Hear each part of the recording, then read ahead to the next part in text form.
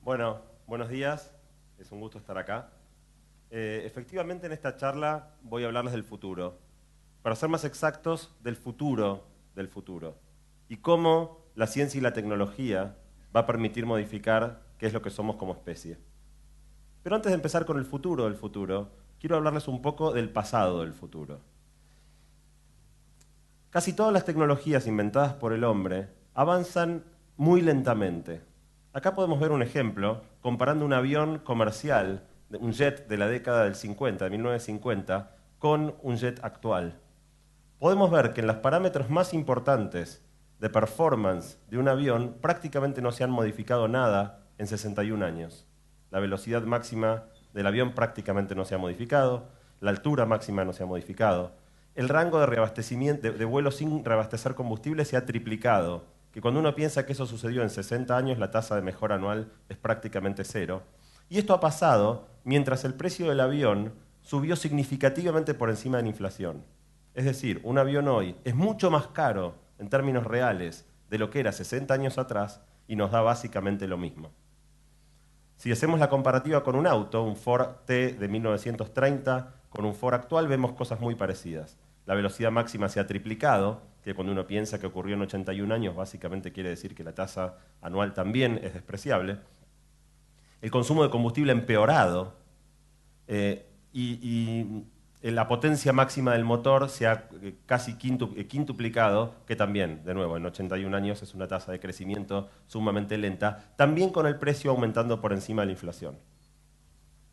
¿A qué llevó esto? A que las tecnologías evolucionen tan lentamente. Básicamente, a que en el pasado el futuro siempre fuera decepcionante.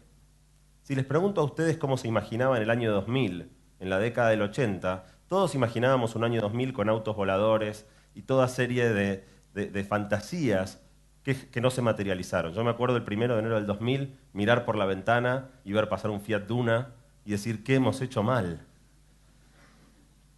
Acá también hay una cita de un diario de Chicago, el Chicago Tribune del año 65, donde este diario serio predecía que en el año 2000 las convenciones de negocios se iban a desarrollar en el espacio, en cosmoteles, a los cuales la gente iba a viajar en sus naves espaciales personales.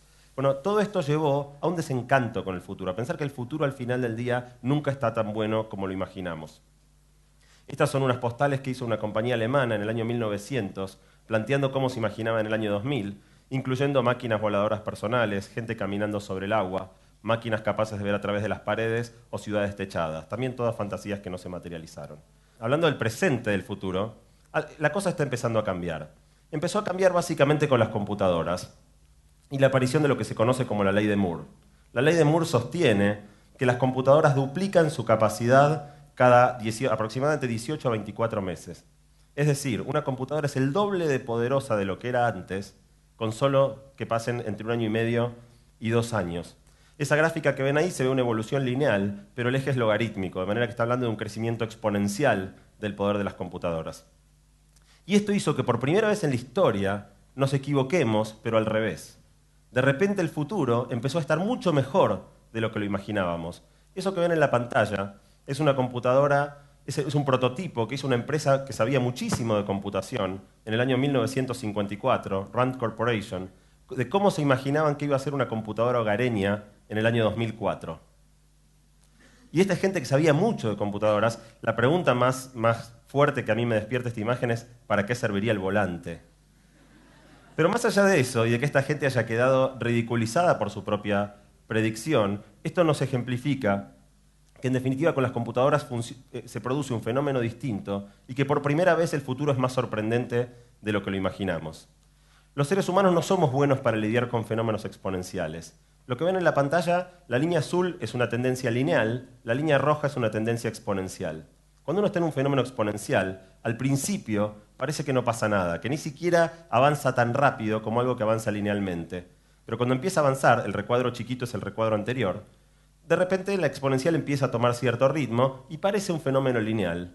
Pero si avanzamos un paso más, y hay que cambiar la escala del eje, el cuadradito chiquitito, chiquitito era el segundo que vieron recién, realmente las trayectorias divergen completamente. Cuando uno está parado en lo que vieron en la gráfica 1 o lo que vieron en la gráfica 2, es casi imposible imaginarse que lo que viene enseguida es lo que están viendo ahora. Veamos finalmente un último ejemplo. Hagamos la misma comparativa que hicimos para los autos y los aviones con las computadoras. Ahí estamos comparando una Apple I lanzada en 1977 con una MacBook Pro del año 2011. Y podemos ver que todas las variables, la velocidad del procesador, la capacidad de almacenamiento, la memoria, la resolución del display, avanzaron a tasas de entre 25 y 60% al año durante 33 años. En definitiva, si promediamos estas tres tasas, es una tasa de 40% al año de mejora en sus parámetros, con un precio que aumentó exactamente al ritmo de la inflación. Es decir, una computadora hoy cuesta lo mismo que hace 33 años y nos da 40% al año más de lo que nos daba hace 33 años. Nos parece natural, nos acostumbramos a que las computadoras cambien y que la de dentro de 2 años sea mucho mejor que la de ahora. A nadie le sorprende mucho. Para mostrarles la magnitud de la transformación, quiero hacer un ejemplo teórico. ¿Cómo serían hoy los aviones si su velocidad máxima, su capacidad de reabastecimiento hubiera evolucionado a mejorando 40% al año? Básicamente, este avión, que iba a 846 km por hora, iría ahora a 790 veces la velocidad de la luz. Y tendría un rango de reabastecimiento, de vuelo sin reabastecer combustible de 0,55 años luz. Y volaría a una altura de 86 veces la distancia de la Tierra al Sol. Y por seguir con el ejemplo del auto, me enfoco en la potencia del motor. Estos 40 caballos de fuerza se hubieran transformado en 1800 veces 15 terawatts. Y lo expresé de esta manera porque 15 terawatts es el consumo global de energía del planeta entero en un año. O sea, solo un motor de auto produciría 1800 veces la energía que necesita el mundo entero en un año. Realmente esto para mí pone en una perspectiva totalmente diferente lo transformador, lo revolucionario, lo abrumador que es lo que sucede con las computadoras. Pero sin embargo, hasta acá las computadoras no nos han dado mucho. Lo único que este fenómeno de avance exponencial en la potencia de las computadoras nos ha dado hasta ahora es básicamente celulares cada vez más chiquitos y televisores cada vez más grandes. Electrónicos de consumo. Pero eso está por cambiar. Y eso nos lleva al tema central de la charla, que es el futuro del futuro. Y esto está basado en cosas que yo aprendí el año pasado estudiando 3 meses en un lugar que se llama Singularity University, en una sede de la NASA en San Francisco, donde estuve estudiando todo lo más avanzado de diferentes ramas de ciencia y tecnología y cómo eso va a transformarnos la vida. Básicamente se los voy a ejemplificar con la biología. Hace 100 años atrás, estudiar biología era ir por el mundo buscando animalitos y acá hay un sapo, hago un dibujito del sapo. Después de dibujarlo, vino clasificarlo, es un anfibio, es vertebrado o invertebrado, y entender los tipos de animales. Después vino el periodo de diseccionar, abramos el sapo adentro, abrémoslo al medio y fijémonos qué tiene adentro. Después vino el periodo de manipular, fijémonos qué pasa si le inyectamos nitroglicerina. Hasta que 10 años atrás logramos secuenciar un genoma. Logramos agarrar el ADN del sapo y descomponer su ADN para entender la secuencia de bases que describen informacionalmente al sapo. Ese cambio es absolutamente transformador, porque hace que una ciencia como la biología, que básicamente avanzaba a una velocidad relativamente lineal como los autos o los aviones, de repente se convierta en una tecnología de la información. Y procesar información, entender genomas, decenas de genomas, miles, millones de genomas, para extraer la información, las semejanzas, las diferencias, es precisamente lo que las computadoras hacen muy bien y es precisamente lo que va a permitir que ahora en más la biología avance a una velocidad más parecida a la de las computadoras que a la de los aviones. Y lo mismo empieza a pasar con otras ciencias, como la neurociencia, con la resolución de los escáneres cerebrales, con la medicina, con la inteligencia artificial o la robótica. Acá se pueden ver gráficas también logarítmicas de cómo crece exponencialmente la cantidad de genomas secuenciados y cómo decrece exponencialmente el costo de secuenciar, o algo similar con la resolución de los escáneres cerebrales, cómo crece exponencialmente la resolución y eso nos permite entender mucho mejor cómo funciona un cerebro y cada vez más al ritmo de mejora de las computadoras. Y lo interesante es que probablemente nos estamos equivocando de nuevo. Que si yo les pidiera a ustedes, o incluso a alguien sumamente formado en biología, en medicina, en inteligencia artificial, qué va a pasar en los próximos 50 años, hiciéramos predicciones que cuando llegue el momento miradas en retrospectiva parezcan tan estúpidas como esta.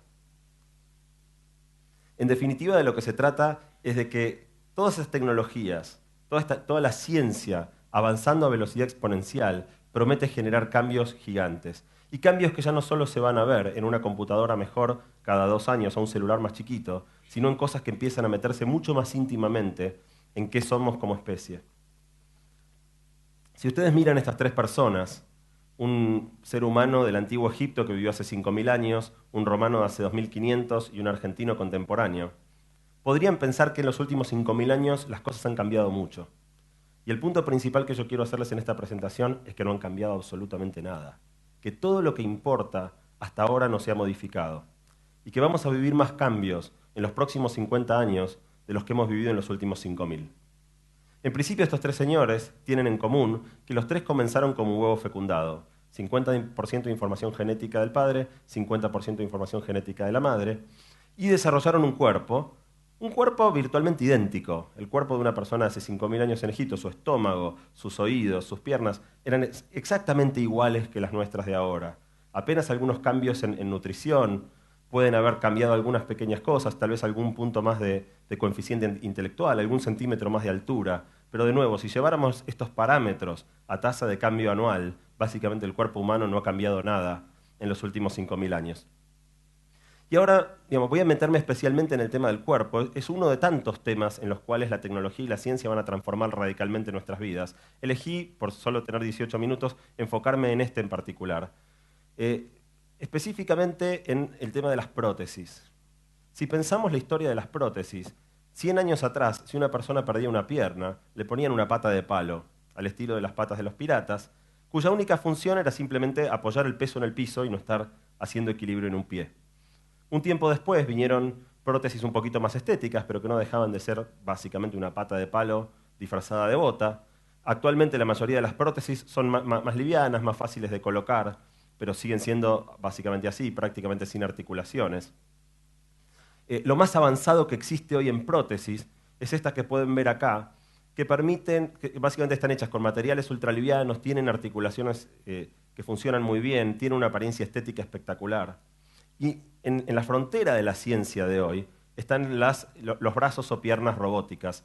Acá vamos a ver un prototipo hecho por un inventor que se llama Dean Kamen, de un brazo robótico controlado con la mente. Pero bueno, básicamente la idea es, hasta acá estamos simplemente tratando de darnos algo igual a lo que teníamos. Lo más parecido posible. Un brazo robótico controlado por la mente es básicamente tratar de devolver la función que tenía el brazo que perdimos. Y para mí la pregunta realmente interesante es qué va a pasar cuando podamos darnos algo mejor. Este señor es Oscar Pistorius, es un corredor sudafricano al que le faltan las 2 piernas. Está corriendo una carrera contra personas que tienen sus 2 piernas. Ahí está ganando la carrera. Y ahora van a poder ver cómo corre con sus 2 prótesis.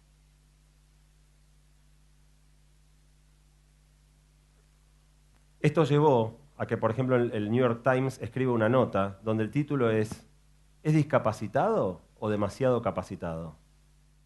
Y de hecho, Oscar Pistorius quiso competir en los Juegos Olímpicos. Se reunieron las asociaciones atléticas internacionales para discutir qué hacer con su caso y dijeron que él no podía correr en los Juegos Olímpicos por ser demasiado veloz. Y de hecho la resolución dice algo así como que su combinación de hombre y máquina es demasiado para competidores puramente humanos. Al punto que ser como Oscar Pistorius se vuelve aspiracional. Y Nike hace una campaña de publicidad con Oscar Pistorius como modelo. Las piernas de Oscar Pistorius no son mejores que las nuestras para un propósito muy específico, que es correr carreras. Nadie querría tener las piernas de Oscar Pistorius en lugar de las nuestras. Pero es la muestra para empezar a preguntarnos qué va a pasar cuando podamos hacer piernas mejores que las nuestras para todo propósito, ya no solo para correr carreras, sino para hacer todo lo que los seres humanos hacemos. Y yo tengo una respuesta para eso. Nos vamos a cortar las piernas. Y les puede sonar absurdo u horroroso, pero la realidad es que piensen que si hoy en día entramos a un quirófano para cambiar la forma de nuestra nariz, agrandarnos el busto o achicarlo, o hacernos una lipoaspiración, ¿cómo no vamos a entrar al quirófano cuando lo que puedan darnos sean funcionalidades que jamás tuvimos? Ya no cuestiones puramente estéticas, sino cuestiones centrales y funcionales de quiénes somos. Piernas mejores, brazos mejores, oídos que escuchan cosas que no oímos, ojos que ven cosas que hoy no vemos, o mejorarnos la inteligencia o la memoria. En definitiva, para los más viejitos en la sala, de lo que estamos hablando es de realizar una vieja fantasía que en alguna época era ciencia ficción, que era el hombre nuclear y la mujer biónica. Y el cuerpo es solo el comienzo, porque también vamos a poder hacer este tipo de cosas metiéndonos con nuestro cerebro, mejorando de nuevo nuestra inteligencia, nuestro pensamiento, nuestra memoria. Para terminar, esta para mí es una buena metáfora del mundo.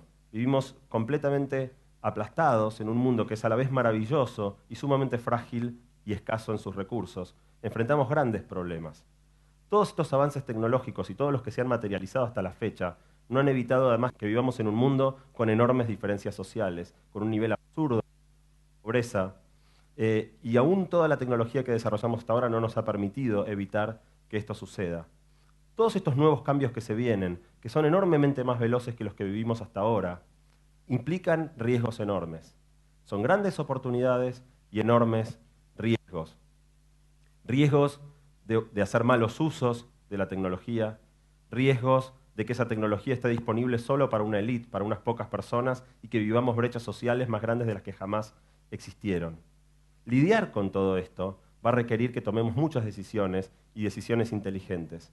Y la razón fundamental que yo encuentro para hablar de estos temas es que la mayoría de la gente, los líderes, los ministros de salud, los presidentes, no se imaginan ni remotamente el cambio que se viene y no están preparados hoy en día, no están pensando cómo tomar las mejores decisiones en temas tan sensibles como este.